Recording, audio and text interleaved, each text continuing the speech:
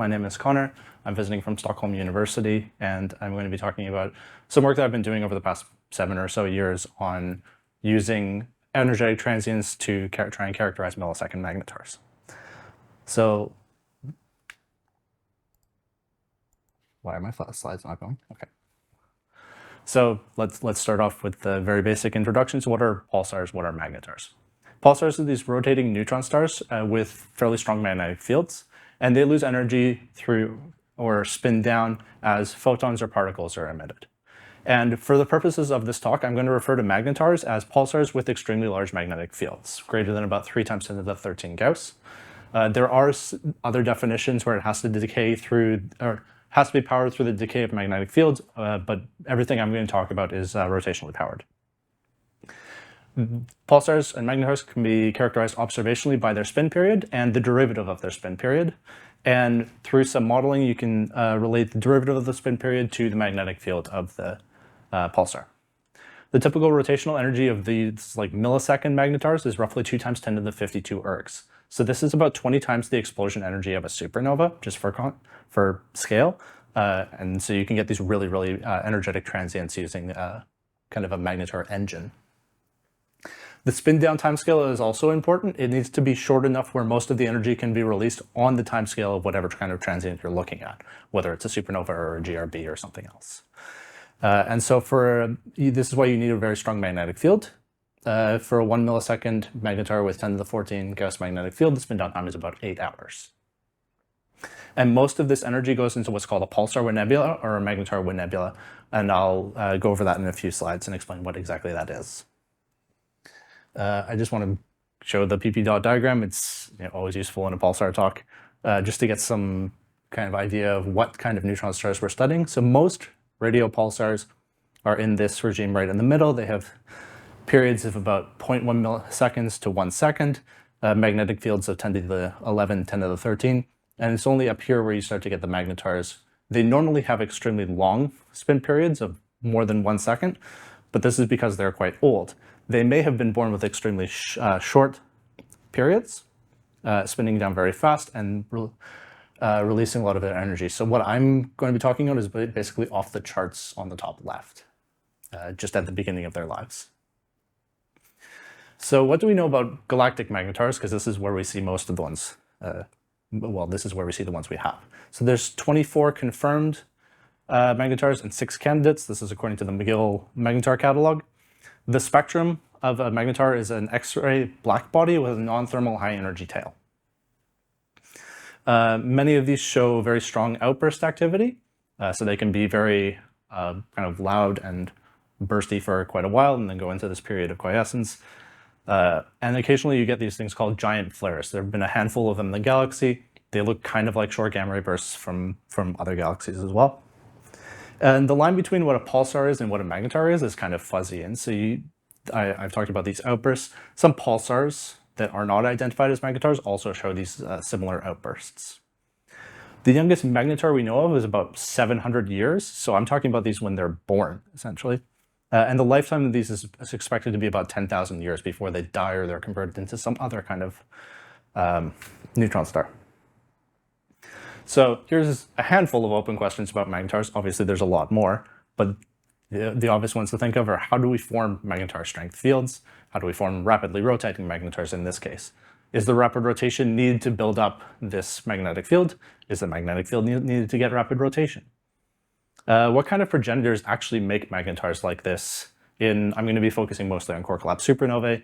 It could also be from binary neutron star mergers. My main interest of mine is what does the emission from the magnetar with nebula look like? So I said that the spectrum of a magnetar in the galactic magnetars is X-ray black body and a non-thermal tail, but we don't really see magnetar with nebulae in the same way that we would see like a pulsar with nebula, something like the crab. So what does their emission actually look like? And something that I can't really touch with my studies, but always an important thing to look at is what is the neutron star equation of state? So I'm really going to be focusing on the magnetar with nebula emission, but I can kind of make some inferences about the top 3 questions as well. So what is a pulsar with nebula? So this is a diagram of a core collapse supernova with a pulsar nebula. It can look complicated because there's about 4 shocks going on, but we're just going to focus on this kind of inner region here. So the pulsar spin down generates this wind of particles. These particles will expand outwards and collide with the inner part of the supernovae ejecta, and it will drive a shock into the ejecta. So this is the pulsar nebula shock shown here, and it will drive a reverse shock back into the wind. And this reverse shock is known as the termination shock. The outgoing wind will then be shocked by the termination shock, and we will accelerate the particles from the wind up to ultra-relativistic energies. And so that's this light blue region here, where you've got ultra-relativistic particles, and you've also got magnetic field from the neutron star. And of course, if you have ultra-relativistic particles in a magnetic field, you will get synchrotron radiation. So this is very, very broadband emission. And you can also get inverse Compton scattering. So you can get everything from radio to gamma rays from this pulsar nebula or magnetar nebula. And this is going to be our main tool for trying to characterize the magnetar, is looking at the emission from the pulsar nebula. So what are the kinds of transients you can actually power from a millisecond magnetar? So if you have spin periods of higher than about 10 milliseconds, the supernova you're going to look at is kind of ordinary. You really need high energy to strongly affect the dynamics or the luminosity of whatever transient you're looking at. And then another discriminator is the magnetic field, because the stronger magnetic field spins down faster and releases the energy faster. So in this lower left part of the diagram, we have what are called superluminous supernovae. As the name implies, these are really bright supernovae. And we also, this is an old picture, we also used to think that these were the progenitors of fast radio bursts, like the first repeating of fast radio burst, 121102. We used to think that this kind of magnetar was what created that radio burst. As you go up in magnetic field, this is when we start to think of maybe magnetically powered gamma ray bursts from core collapse supernovae, and the supernova that accompany, which sometimes is called a hypernova or sometimes called a broadline 1C supernova. So I'm going to go over the 2 different types of supernovae I've talked about here. First, superluminous supernovae. So these are about 10 to 100 times brighter than a typical supernova. These normal supernovae are powered by the decay of nickel-56. It's radioactive. But if you do this kind of exercise with superluminous supernovae, you'll find that the ejecta mass might be 5 solar masses, but you need 20 solar masses of nickel to power the supernova. So it just doesn't work. So yeah, this is a comparison of superluminous supernovae compared to a few other types of supernovae, and you can see the difference in both how broad they are and how bright they are. They're classified like most supernovae according to whether or not they have hydrogen. Type 2 superluminous supernovae are hydrogen rich, type 1 are hydrogen poor. I will be mostly focusing on type 1 for this talk, because type 2 are thought to be powered by a different mechanism, not magnetars. The event rate of superluminous supernovae are about 0.01 to 0.1% of typical core collapse supernovae, and they're usually found in dwarf metal poor star forming galaxies. So this means that they are associated with the birth of very massive stars. And so you can see on the right here, I have spectra of a few different types of supernovae taken around peak. The typical things you see with superluminous supernovae is that they're very blue, and they have these oxygen absorption features at about 4,000 angstrom, as compared to, you don't see these in any other type of supernovae. The other type of energetic supernova is the broadline 1C supernova. So these are classified by the width of their spectral lines at the peak of the supernova. This means that they have a high photospheric velocity. So they're essentially very fast, as opposed to very bright like a superluminous supernova.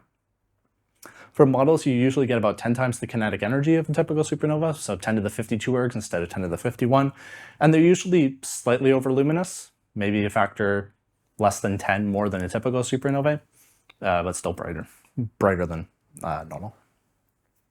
These are usually the kinds that are associated with long gamma ray bursts, and they're found in similar host galaxies to superluminous supernovae, which suggests a common type of progenitor system. So this is essentially the table of contents for the rest of the talk. These are the different kinds of signals that you can get from a magnetar engine in a supernova. They can increase the luminosity of the transient, make it very bright. They can accelerate the ejecta. There's my mouse. They can accelerate the ejecta, so making things very fast. You can directly detect the emission from the pulsar or nebula once the ejecta becomes optically thin in whatever band you're looking at. And so this is prominently done in X-rays and gamma rays, high energy and low energy with radio and millimeter emission. You can possibly detect infrared emission from dust. So dust is formed in the supernova. It's heated by the pulsar or nebula emission and re-emits in bright infrared. And the last thing that I'm going to talk about here is nebular spectroscopy. So actually looking at the spectral lines in the very late phase, trying to figure out what this kind of central photoionizing source is like. So let's do the first two. So this is mostly going to be talking about the photometry of the supernova. So here's a cartoon picture of the model. So in the very first few months of the explosion, we have the wind that's hitting the inner edge of the ejecta, creating this pulsar or nebula. The emission from the pulsar or nebula cannot escape because the ejecta is optically thick, and so it's thermalized in the ejecta and it heats it up. The wind also applies the pressure to the ejecta, which is what causes the acceleration.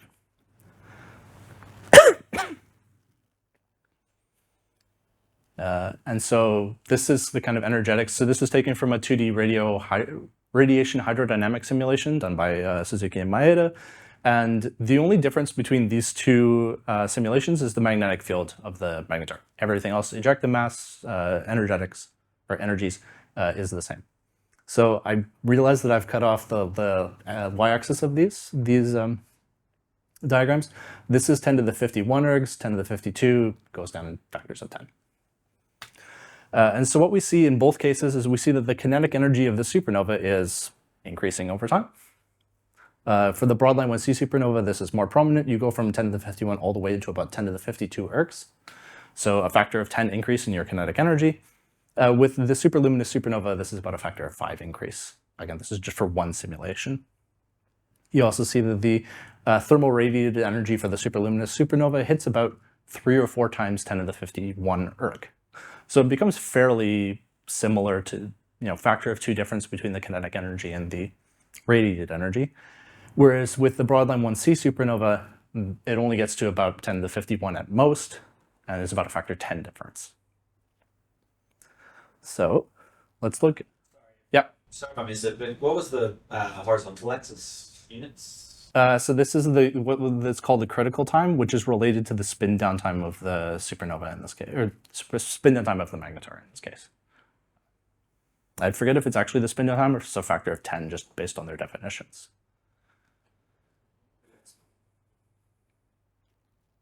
Okay. Cool. So let's move on to just kind of going over the landscape of what has been put out there for light curve models. So I've sorted them, this is obviously not exhaustive, by complexity and by speed. So simpler models, obviously faster. The simplest model that we know of for magnetar-driven supernova is the superluminous supernova model that's implemented in MOSFET. The reason that I don't like this model is because it has a fixed ejecta velocity. So this whole thing with the kinetic energy increasing, this doesn't happen in the model, it's fixed. This means that it's kind of okay if all of your energy is being thermalized, but if you have some kind of transient where a significant amount of the magnetar energy is going towards acceleration, this model just doesn't work. If we get a little bit more complex, so this is a model that I worked on with Nick Hill, who I'm sure all of you know, and this is a kilonovae model that we wrote a paper on a couple of years ago. The systems are fairly similar. Apart from the composition of the ejecta, but the physics going on is pretty much the same. And then, this is the results I'm going to be talking about. And then if you get a little bit more complex, you get to this point where the models are too slow to be able to do inference. So this is a big reason why I wanted this model to be like in this part of the parameter space. This other model, the Kashiyama model, this is something that I used a lot during the early parts of my PhD, so it's going to come up again and again throughout the presentation. It's a phenomenological model. It does the acceleration properly. It does a very exhaustive way of treating the thermalization opacity. But yeah, it's a little bit slow for being able to do inference. And then you get into the really complex stuff like the radiation hydro simulations, multi-D radio transfer, multi-D radiation hydro. So let's see the results of this this model. So this is the ratio of the, can everyone see that all right, by the way? Is it too small? Okay. So this is the ratio of the kinetic to the radiated energy. We expect that this is going to essentially vary with the ratio of the spin down time to the diffusion time, and that is basically exactly what we're seeing in these plots. So the purple dashed line here is the ratio of spin down time to diffusion time, and we see that as this ratio gets smaller, the ratio of kinetic to radiated energy gets bigger. And you can also see that we get to the point in this part of the parameter space where we get basically the two energies being equal, whereas in other parts of the parameter space we can get up to like factors of 100 or more. So, okay, that's what we expected. Let's look at some of the observables now. So this is the peak timescale of the bolometric light curve and the ejective velocity. So typical ejective velocities of superluminous supernovae are about 10,000. Typical ejective velocities of broadline 1Cs are about 30,000. And peak timescales for broadline 1Cs are typically 10 days or less. For superluminous supernovae, they can be anywhere between like 20 days and 100 days. So very large part of the parameter space. And we can see that we do produce basically all of these numbers. So if you have 1 millisecond magnetar, so very, very fast spinning, we can get velocities of 30,000, so enough for the broadline 1C, with ejecta masses of less than about 3 solar masses. So this puts kind of a limit on what we can expect broadline 1C supernovae to actually have in terms of an ejecta mass. This limit is not so strong for superluminous supernovae, and we really need a high magnetic field in order to get the peak time scale to resemble like 10 days or less as well. And when we look at how bright the supernova is or what its temperature is, we do see that there's a very large part of the parameter space where we can have a supernova that we call superluminous. So they're about -21 to -23, so it's basically this entire part of the parameter space here, as well as this part here. And so this shows, this is basically what we've seen from other studies of superluminous supernovae before. So we can reproduce the parameter space where superluminous supernovae exist. We can reproduce the parameter space where broadline 1C supernovae exist. This is cool. We also do we can't estimate the color that well, but we see that they're a little bit bluer than G minus R equals 0. So, okay, we have a model that is quite versatile. We're going to actually apply to some supernova now. So these are the case studies that we used in this paper. We looked at supernova 2015 BN. This is a superluminous supernova. 2007 RU. This is a broadline 1C supernova. We looked at this ZTF transient. This was a fast blue optical transient.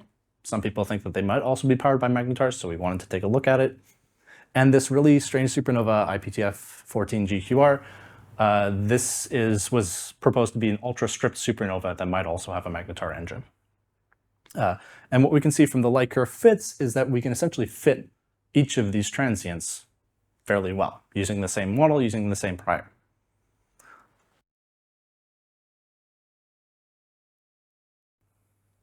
And so this is the kind of inferred parameters that we get. So I didn't show the simulated supernova, but we first essentially put in fiducial superluminous supernova, tried to recover the parameters, found out that we can do that fairly well.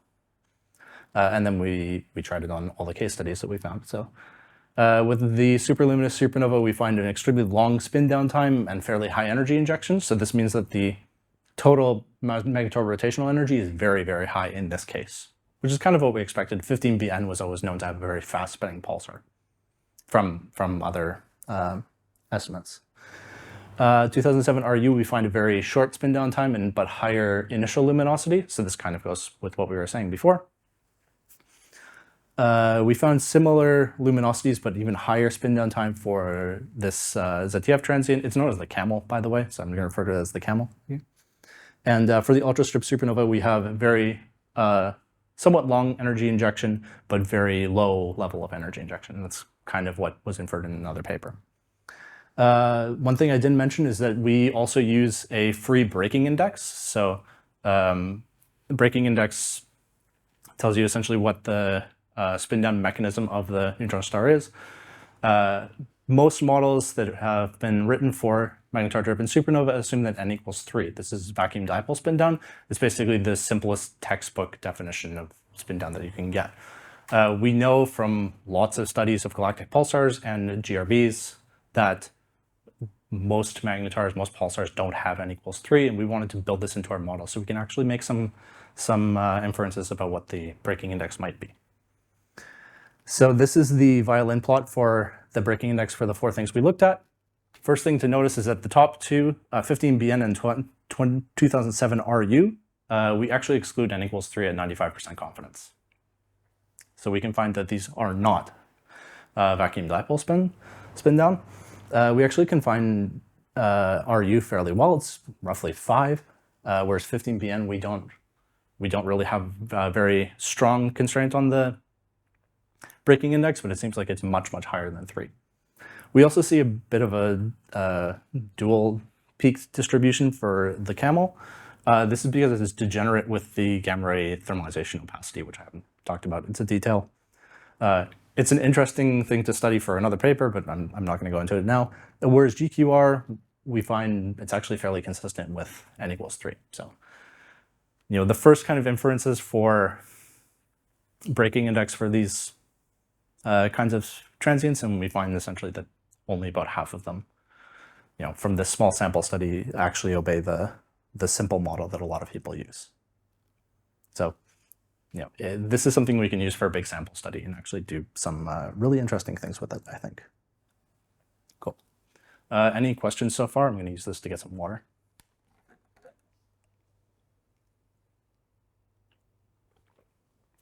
What's the key thing that determines whether your model gives you ultra-luminous versus broadline? What's the key parameter? So I'm going to go back to here. So I think it's basically encapsulated in this chart. I think it's the ratio of the spin down time to the diffusion time. So the diffusion time is set by the ejecta opacity, ejecta velocity, which is set by a lot of things, and ejecta mass. Whereas the spin down time is set by the initial luminol. Well, we have it as a parameter, so it's set by the spin down time. But it depends on the magnetic field and the pulsar spin period. So I can't say there's a key parameter. There is a ratio of like 5 different parameters that give you this effect, but it seems to do the prediction fairly well for. So which one gives you which one gives you the ultraluminous versus broadline? So if you have High value, I mean that parameter. So if you're spinning down much faster than your diffusion time, you will get more acceleration and you will get a broad line of supernova. If the ratios are more comparable, then you get something more superluminous. Okay. Good question though. Anyone else? Do you consider the contribution equal case when you feed the larger one signalized or? Yeah. So in these plots here where I show the parameter spaces, we have no nickel. Nickel fraction is a free parameter in our model though. But in these cases, we never actually got an appreciable amount of nickel. We were able to fit them all with basically pure magnetar power.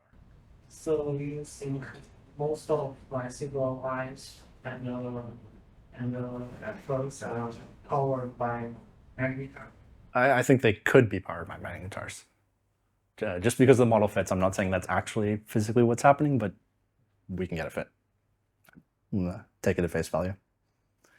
Cool. Paul? Can I just ask about this? So, no, back to your table with the. So, what are the uncertainties in the table there? And the reason I ask is this: the simulated system doesn't look like you recover the breaking index all that well.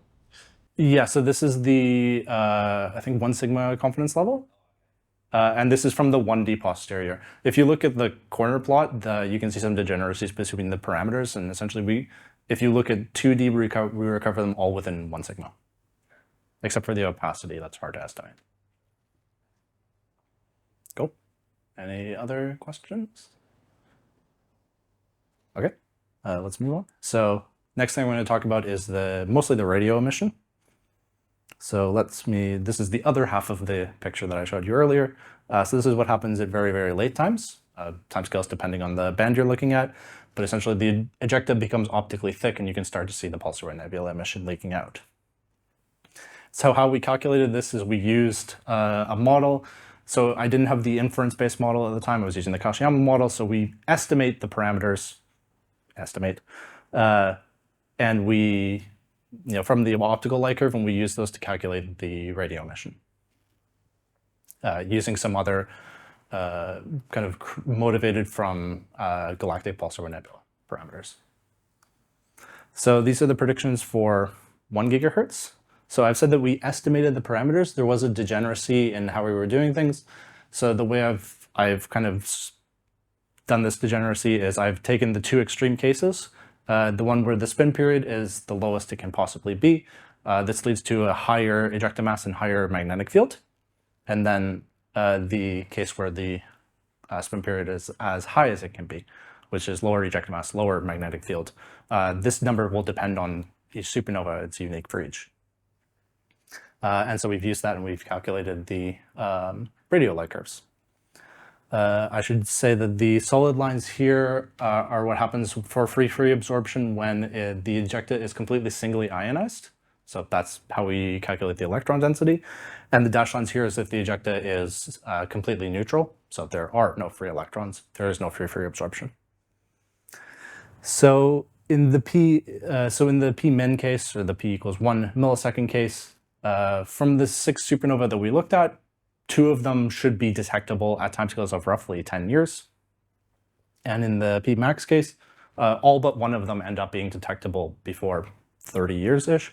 So this is still a fairly long timescale. The first superluminous supernovae we started to detect were about 2005. I wrote this in 2018, so this is like, hey, we can start to look for these now. Whereas for 100 gigahertz, so this is like typical ALMA band. The timescale is much sooner. It's about 1 year, maybe a little bit less. And we find that it's actually maybe even better to look in submillimeter than it is to look in like 1 gigahertz radio. We find that even in the worst case scenario, about 4 of our supernovae should be detectable. And in the best case scenario, all of them are detectable. And this is like extremely bright levels of emission. It's over 1 millijansky. For radio observers, that's a lot. So, okay, now that we have these predictions, let's actually go look for some supernovae. So, first one, from the first kind of group of supernovae we looked at, we detected this one called PTF10HGI. And we detected it at 3.3 sigma. So this is the actual picture from the radio telescope. This is the point spread function, so this is why this looks like a bit of an oval. And there was another group that was doing basically the same thing as us. We looked at 3 gigahertz, they looked at 6, and they had longer integration time. So they got a 6.7 sigma detection at the same spatial localization. And so we looked into kind of using the same models as before. How do we actually, how does this work? How can we get it at both 3 and 6? What parameters, essentially? And what we found is that it works best with the P min parameters, so larger ejecta mass, larger magnetic field, fast spin, but the ejecta ionization has to be about 50%. We can't do it in the two extreme cases. It needs to be somewhere in the middle. And then we also got constraints, non-detections on about 10 other supernovae, 9 other supernovae. And so this table might be a bit confusing, but let me just use O5AP as an example. You can see that our 3 sigma lower limit is under basically all of our predictions. So every scenario we have is unviable. Whereas with BI, our 3 sigma limit is only below our 2 unabsorbed, we call them, models. So you can see that the unabsorbed models are unviable, but the others are still consistent. That's basically how you read this table. And so what we find is that the P-min with full absorption is our kind of strongest constraint. And we find that only one of these is actually inconsistent, which is O5AP. Whereas in the other ones, we're able to constrain maybe the ejecta ionization or the ejecta or the spin period or such of the magnetar, but we can't find, we can't say the model as we have it is completely inconsistent, except in this one case. However, we did another study with another group a couple of years later with a lot more supernovae. There's about 30 supernovae in this study, and we found 7 different sources where the predicted emission is higher than our 3 sigma upper limits, and 10 other sources where the absorption, the unabsorbed model is excluded. So we can put limits on ionization, and we can put other limits on some kind of microphysical parameters of the pulsar nebula that we didn't know. And so that'll become a lot more obvious from this. So these are our sub-millimeter constraints from ALMA. So these are really the kind of the deepest constraints we had for 3 different supernovae, and you can see that they are kind of excluding these red lines in all 3 cases. And these are what we call the Crab motivated models. So people have modeled the pulsar nebula from the Crab, and they've managed to get some microphysical parameters out, like the Lorentz factor of the electrons that are being accelerated and such. And these is what we were using in basically all the models because we had no clue otherwise what to do. So at this point, we can basically say the radio, if these supernovae are magnetar-driven, the magnetar wind nebulae has different physics in these systems than it does in galactic systems. So there's a couple of different cases we looked at in this study. We looked at one where the nebula is very highly magnetized, which means that the synchrotron emission is coming out in much higher energies. And then we looked at a different situation where the nebula has very low magnetization, and what this does is it actually leads to very high Compton scattering. So most of the emission, again, coming out at high energies, but through a different process. And this was also, the low magnetization scenario was suggested in another paper looking at a very different aspect of the supernova, looking at thermalization. And so we can kind of the same thing as them, that the typical synchrotron-driven nebula from like the Crab does not work for superluminous supernovae. It needs to be something else. What that something else is, we don't really have strong constraints on it yet. So, okay, let's look at dust. So I kind of explained this before. We were looking at absorption from the pulsar nebula being re-emitted by the dust. And so this is the kind of cartoon of the model that we're using. So once the ejecta has cooled down enough for dust to form, we can kind of separate it into 3 regions. In the innermost region, this is what we call the ionization or sublimation region. So this is where if dust forms, it will start to absorb very strongly in optical, and this will heat up the dust. If we heat up the dust too much, it will sublimate back into gas, and so we can't form dust that will actually grow. The other thing that can happen is you can have enough ionizing flux where essentially the gas will be ionized, and if gas is ionized, it doesn't clump together to form dust. So there's too much emission here for dust to form in the red region. The blue region here we call the absorption region. So this is where, okay, we're not getting ionization, we're not getting strong sublimation, we are getting dust, and this dust is it's still very hot. It's heated up to about its sublimation temperature, but it's still staying as dust. So this is where most of the infrared emission we're expecting is going to come from. And the thickness of this region it's quite thin. It's where the optical UV optical thickness is equal to roughly 1. And then the gray region here, this is what we call the cold dusty region. So we're still getting dust here, but it's not really heated by the pulsar nebula because everything is being absorbed in the blue region.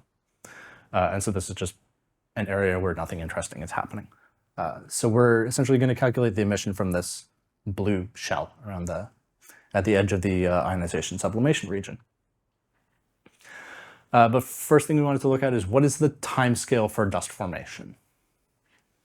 So we looked at a couple of different compositions, composition for a 1b supernova and a composition for a 1c supernova, and then we looked at 5 and 10 solar masses of ejecta. And we looked at 2 different types of dust in each case. So in each case we found, we looked at this parameter space. So this is the 1b composition for 5 solar masses. Basically all of them look like this, but to different colors. So what we find is that there is some region where the spin period is very slow, and the pulsar doesn't really affect what's going on with the dust. And so the timescale for dust formation in these cases is usually about 6 months to a year in our model. In the top left corner, so this is the case where there's a lot of acceleration, but there's not a lot of thermalization, the kind of broadline 1C version. And in this one, because your ejecta is traveling much faster, adiabatic cooling is stronger, and you form your dust earlier than you normally would. Usually this is cut by about a factor of 3. So if you were going to form about a year, now you're forming in 4 months. And then if you go down to the part where most of the energy is being thermalized, you have strong sublimation, you have strong ionization, and your dust is delayed by quite a lot. And so in this case, it's formed usually a couple of years or so. And in extreme cases, you can delay dust formation for up to like 15 or 20 years.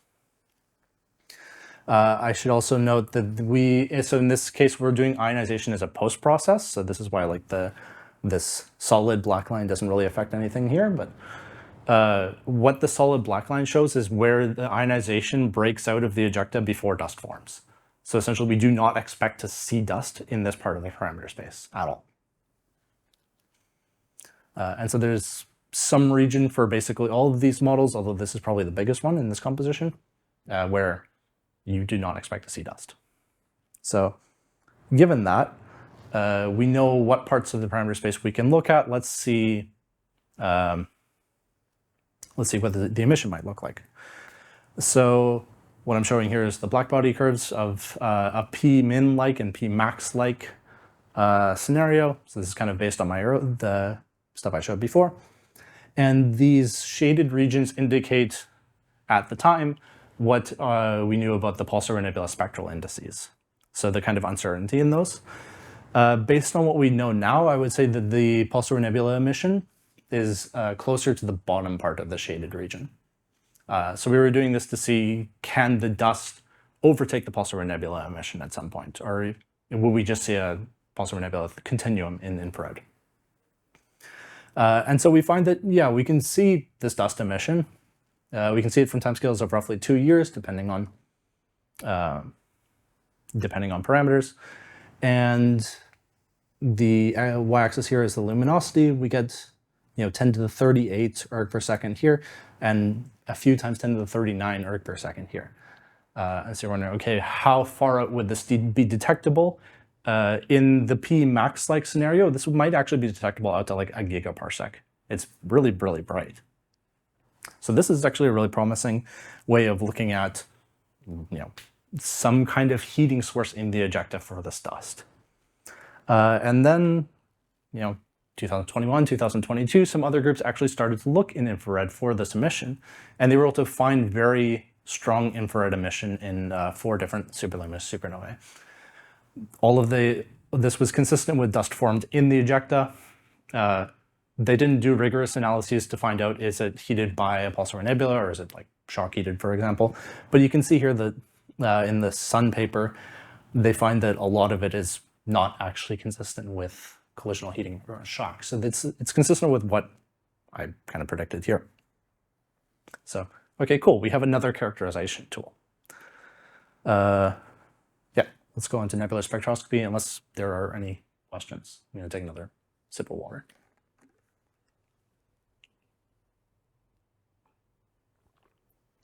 Nothing? Okay, cool. Let's move on. So, the motivation for this project is this interesting supernova called 2012 AU. I have the photometry here. This is the bolometric light curve, and it's similar to 98 BW, for example, which is a very famous broadline 1C supernova. And you can see this is O7bi, this is a superluminous supernova. So it's not that bright, but it's still brighter than a typical supernova. It has fairly broad lines as well, but not quite as broad as something like BW. So it's kind of in the middle between superluminous and broadline 1c. And this is the spectra we get at timescales of roughly 1 year. And you can see it's fairly similar to superluminous supernovae. It has this oxygen recombination line, fairly strong forbidden oxygen and calcium lines, and it has this semi-forbidden magnesium line that we don't see very strongly in these other two 1c peculiar supernovae. So, okay, there's something kind of weird with this supernovae.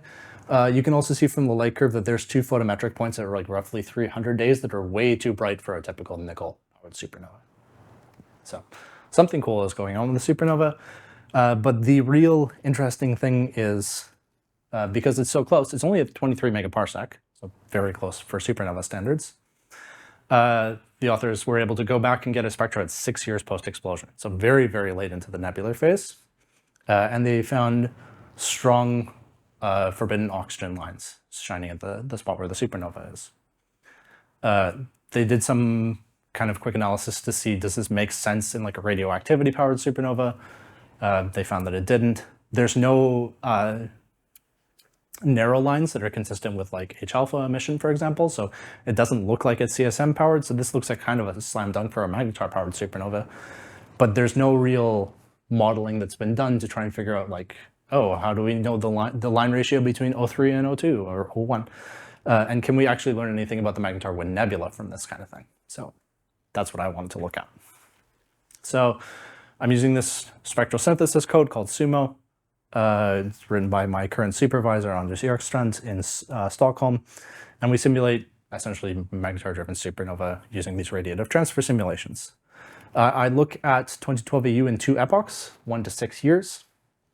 And I do a grid of models in 3 dimensions. One is the ejecta mass, one is the luminosity of the pulsar nebula at whatever epoch we're looking at, and the other is what I call the pulsar nebula temperature. This is going to need some explaining. So SUMO does not, has one big limitation in how we're using it right now, in that we cannot put in a significant number of X-rays. We don't have the physics for it. The reason for this is because if you photoionize something like an oxygen atom with an X-ray, you can ionize the 1s shell instead of the valence shell, and you can get what's called a Auger cascade. So you can kick out more electrons, or you can get X-ray fluorescence. So we do not have this process in the code, which means if we put in a bunch of X-rays, our ionization state will be completely wrong. We wanted some way of essentially shutting off the X-ray flux of whatever SED we put in, and so we decided we were going to use a black body instead of broken power law. So just for computational reasons, we're parameterizing our SED as a black body. We have a couple of different compositions here. Pure oxygen composition, since at 6 years we only really see oxygen lines, and a realistic kind of type 1b, type 1c composition. Although this is a one-zone model, so it is kind of fully mixed instead of what you'd expect for like an onion shell structure. And we want to kind of combine this with everything else I've said during the talk, with like radio and light curves, and we can see, can we make any kind of strong statements or predictions, or can we even self-consistently describe the supernova using like 3 different signals? So these are the kind of spectra that we get from the pure oxygen models. So the 2 on the left are at 6 years, the 2 on the right are at 1 year. Again, I did a whole grid, but I'm not going to show every spectra because it's a lot. So we have 2 models at 6 years that fit fairly well, especially the O3 line, this one here, and the O1 line. They both underproduce O2 a little bit. And there are a couple of other models that we have that are kind of similar, but they say overpredict O1, underpredict O3, so they have the line ratio backwards, or they have this recombination line above the background signal. So those are kind of some of our why we excluded things. And then there's the 1 year spectra. So we saw a bunch of lines at 1 year that we know are not from oxygen. So we know that this is not going to be a great way of estimating the signal. But what we find is essentially very, very strong oxygen 3 and oxygen 2 over most of the parameter space that we looked at. There was only really one model that was like not ridiculously bad. And this one has kind of low mass, so it's consistent with this one here. But it has low pulsar and nebula spin, and it has lower temperature actually than the other one, which means that the pulsar and nebula would have to be heating up over time instead of cooling in order for this to be physical. So I just don't think that pure oxygen is a good way to estimate things at 1 year. And we take from that and we move on. So let's look at the realistic composition at 6.2 years.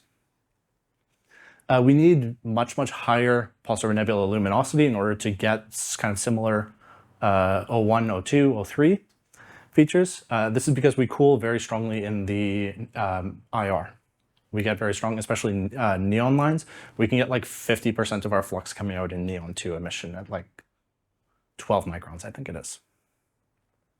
We see very strong sulfur and calcium lines basically over the entire parameter space. So these two lines here, these are sulfur 3 lines.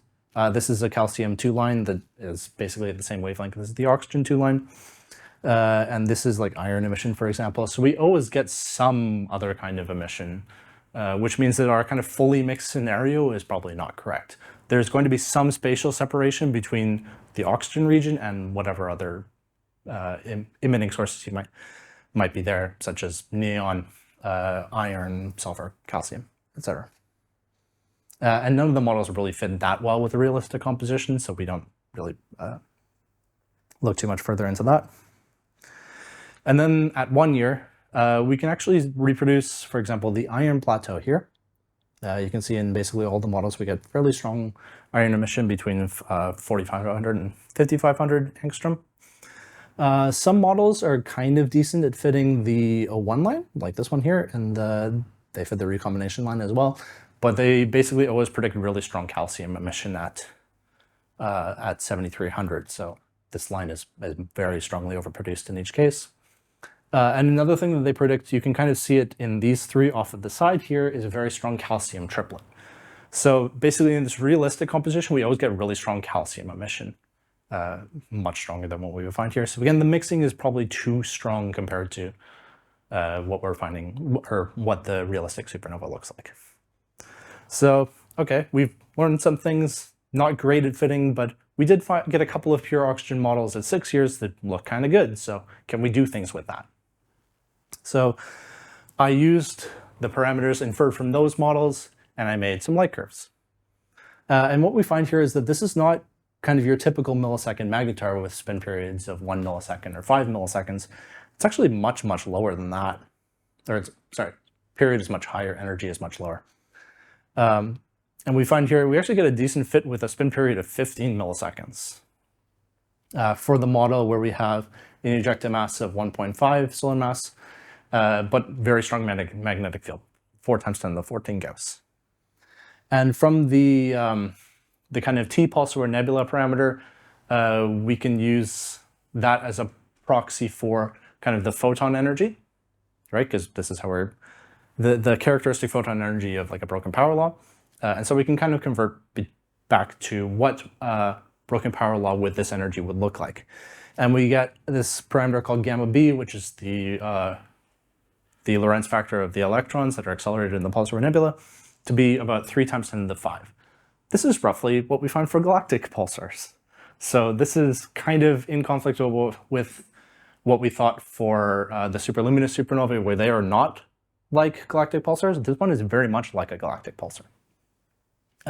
And now that we have all these parameters, we can actually calculate radio emission. And so this is kind of radio light curves from 5 to 15 years. And there is actually one publicly available data point at 7 years.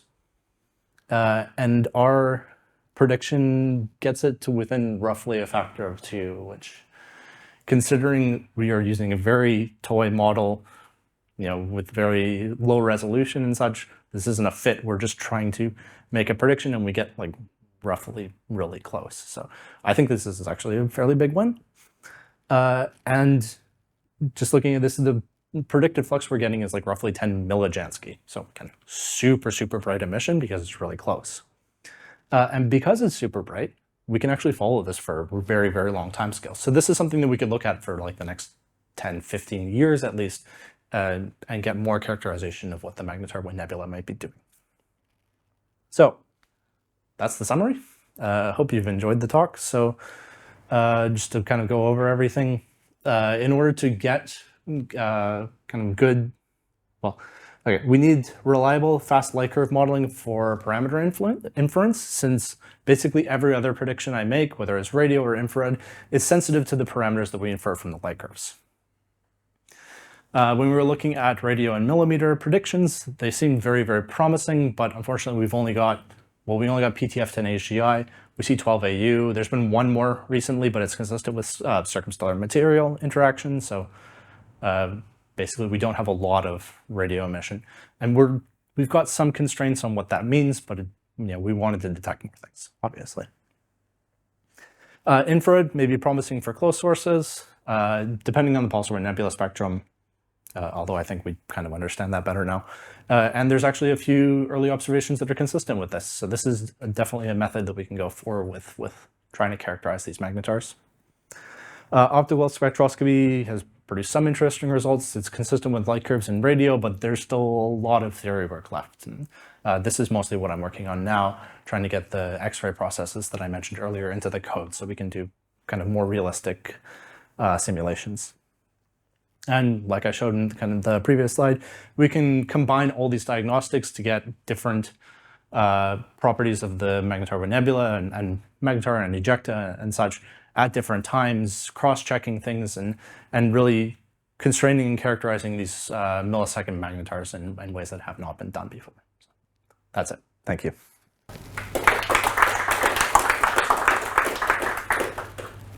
I believe you're focusing mostly on the type 1 superluminous. Do you think the type 2s are based on a similar mechanism, it's just completely different? So there has been some work in what powers type 2s. The general consensus for type 2s is that most of them are powered by interaction with CSM. It doesn't mean that there isn't a magnetar involved in there somewhere, but it means that most of the luminosity is not provided by the magnetar. So in the beginning, you mentioned the host galaxies of superluminous supernovae mostly existing, but is it the same for the type 1s and 2s? Oh, that's a good question. I'm not sure. I'd have to look that up.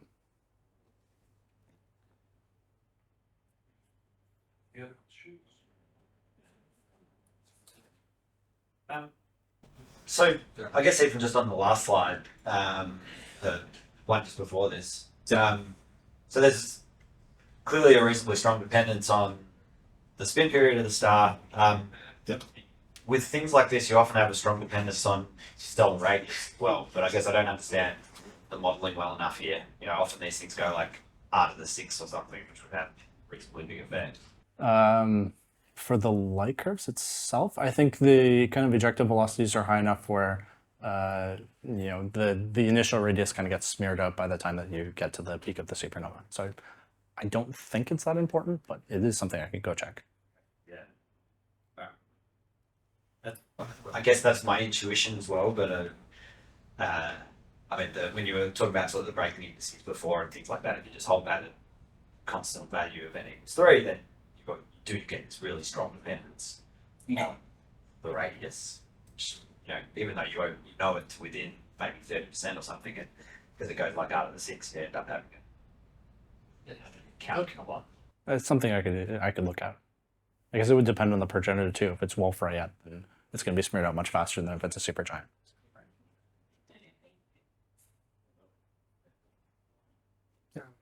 So I have a slight technical question on the dust thing. So you mentioned, you had two models, with one be like, one C like composition. Right. Is that like just taking like one C progenitor and just hitting the whole thing on the top? So this, the compositions here came from some of Luc Dessart's papers. So just looking at what he was using for composition, specifically for like the main elements here, carbon, magnesium, silicon, and oxygen. Because I was wondering, like, what is the mass coordinate at which that blue shell or the red shell, what color, had? Like, do you know roughly which part of the core that corresponds to?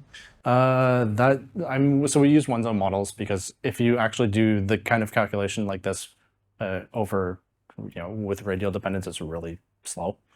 So I don't you can somewhat estimate what the mass coordinate of that location of that shell is, and then Yep. you can sort of estimate what the composition should be there. And I was wondering if if it's more like iron or should it be one of the other ones like that? Yeah, it would depend really strongly on basically all the parameters, so I can't give you that information right now. Also on dust formation, what do you assume for your timescale for dust formation? Is there a chemical network or something always? Yeah, so this is a model from Takaya Nozawa at NAOJ. We basically just use his model. So there's a steady state approximation that we use because doing non-steady state is really difficult. It's kind of hard to explain, but I can go back through the paper and can talk with you about it later.